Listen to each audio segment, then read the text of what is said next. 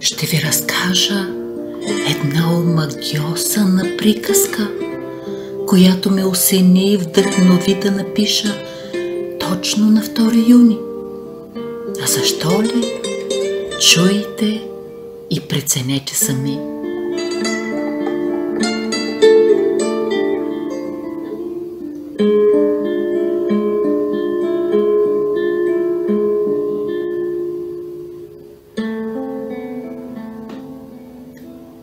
Имало на земята една прекрасна малка страна.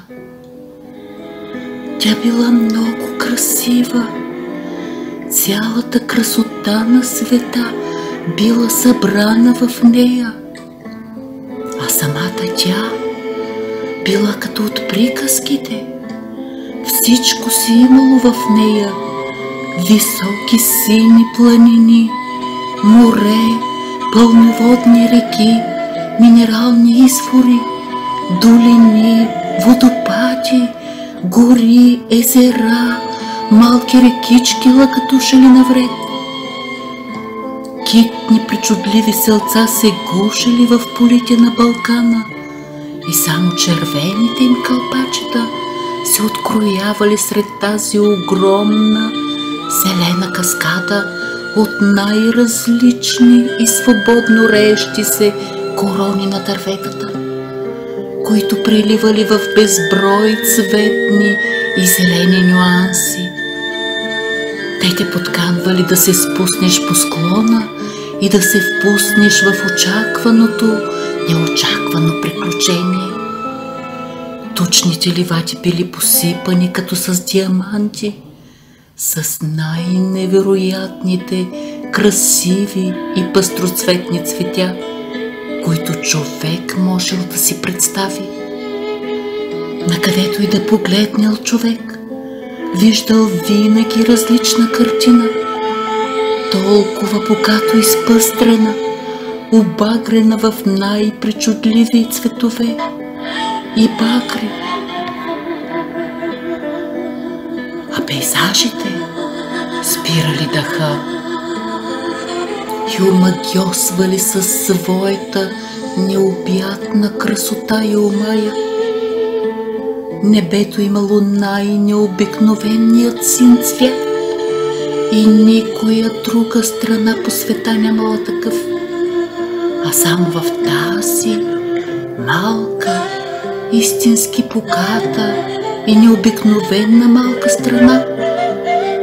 А облачетата, те били като пухчета, които постоянно променяли формата си и си играли с вятъра и се радвали на своята свобода. Като се тръгнало през Балкана на изток и само за няколко дни се стигало до морето, а ако се тръгнало на запад, се стигало до най-големия град в тази малка страна, който приемал всеки ден все нови и нови посетители, защото славата за красотата му се носела по цялата земя.